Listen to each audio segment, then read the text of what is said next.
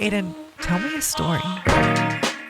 Hey, it's Aidan, and in this episode, we're going to be diving into one of my recent blog posts where I talk about the realities of chasing your dreams. I'll be reading through it and sharing some extra thoughts along the way.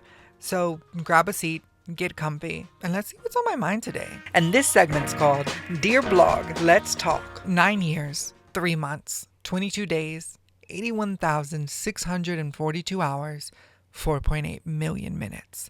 That's how long I've been in New York, actively chasing my dreams. Last week, I got my first official agent.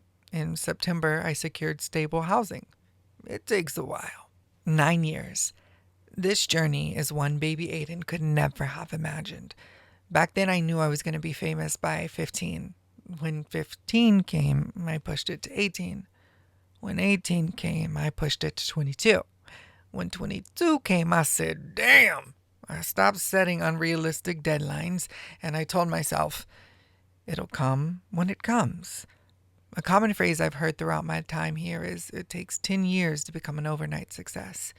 My literal brain took that as law. Now, as I near my 10th year here, I realize the hope and naivety baby Aidan had is still alive. And while I'm glad it's still there, adult Aidan has to be realistic. And that sucks. I'm so grateful for everything I've accomplished, but I can't shake the lingering question. Is this still worth it? 3 months. During COVID, I took this job as a life insurance agent. It cost me at least $600 for training and equipment. I lasted 2 months, 1.5 of which was training. It was awful. Cold calling strangers to sell life insurance made me feel so yucky. It was awkward. And New Yorkers are mean. I mean, rightfully so when a stranger calls to sell you something.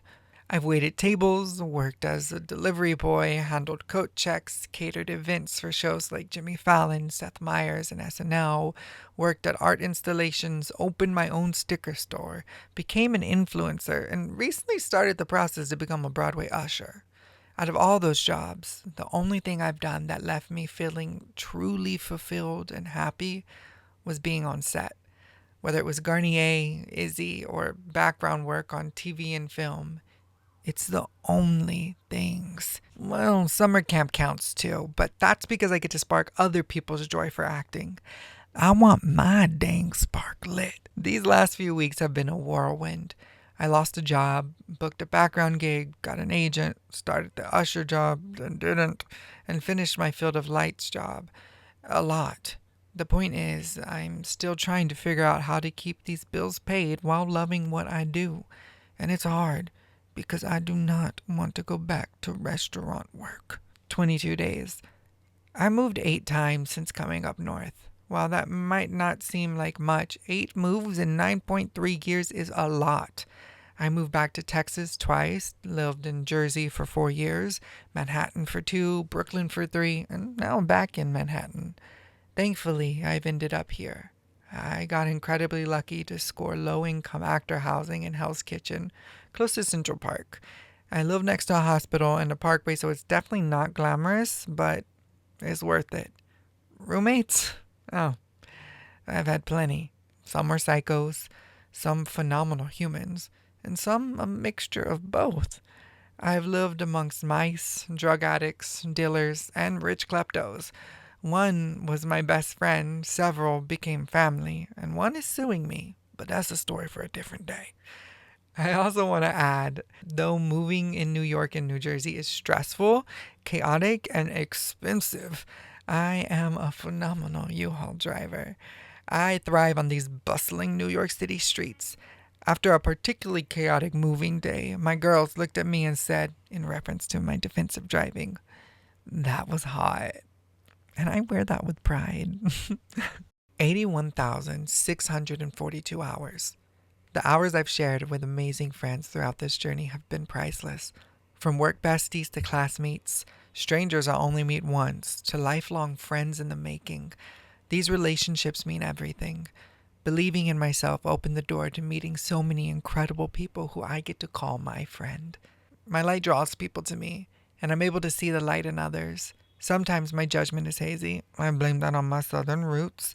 But overall, I've met incredible people who've helped me grow in countless ways. I'm lucky to have a diverse friend group in terms of age and ethnicity. Gender, not so much. I don't have many male friends. A few, but not many. But let's be real. Women run the world, so why not fill your life with them? But seriously, I've learned how to prioritize my wants, goals, and health. I've been inspired, guided, and pushed to keep fighting for my dreams. I've been given opportunities to showcase my talents and believed in time and time again. Reassured that I am enough, that my light shines with a pure heart. I'm talented, and I have endless love to give. At the same time, I've been reminded that not everybody has pure intentions, and that keeping my guard up just a bit is okay too. I believe the key to a good friendship is having people who believe in you, root for you, and know you'll do the same. No jealousy, no drama, just love, accountability, and sometimes hard truths, but also understanding that we all have different brains and views of the world. Friends are crucial when you're making it on your own in a big city. Be yourself, be kind, and make lots of friends. Not all friendships will last, but you'll leave an impression and hopefully bring some love and light to someone who needs it. 4.8 million minutes. This is probably the amount of time I've spent grieving here. From the loss of my mom, grandma, and childhood pet, to the distance between me and my family, and let's not forget the lack of good Tex-Mex and catfish. It's been hard. It's been very, very sad at times, but I pushed through, and somehow I'm still here, able to write about it. Is it still worth it? I believe so.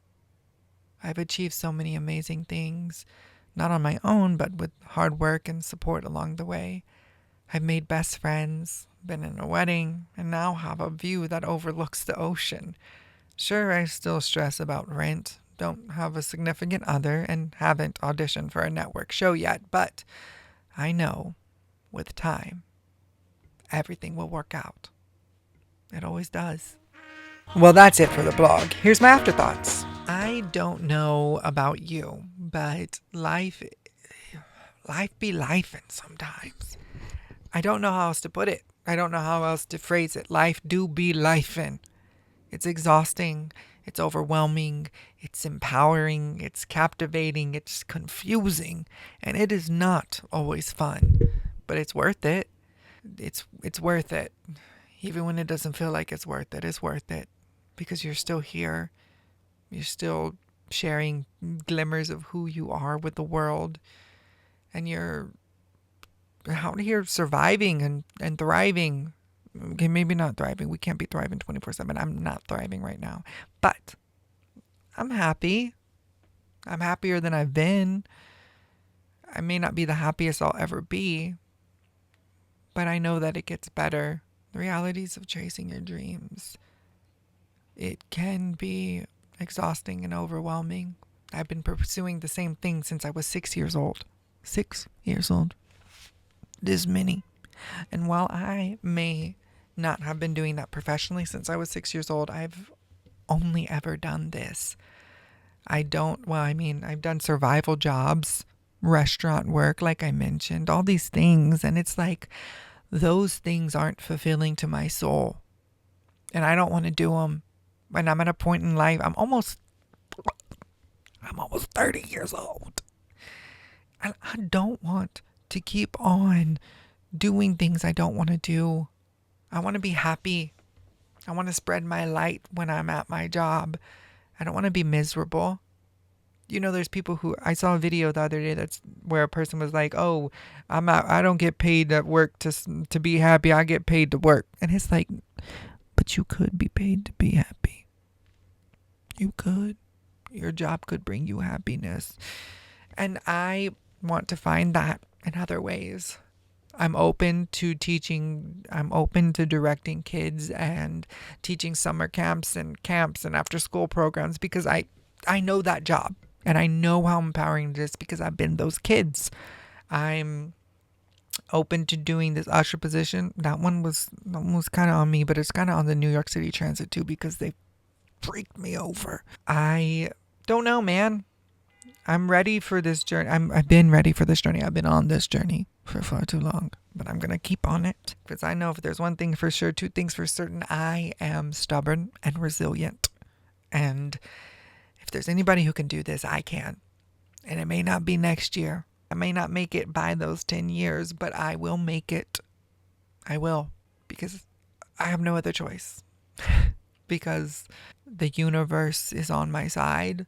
Because Mom Peggy's got my back. Because this is the only thing I like to do. Be on set, act, be myself, thrive in this world. One wave up another. Well, that's it for today's episode. Thanks for hanging out with me today. If you're enjoying these stories, make sure to subscribe and share with someone who might need a good laugh or a little inspiration. I'll be back soon with another tale to keep you on your toes. Until then, stay true to yourself. Dream big. Keep making magic in the mess. And remember, your story matters. Catch you later on Aidan, Tell Me a Story.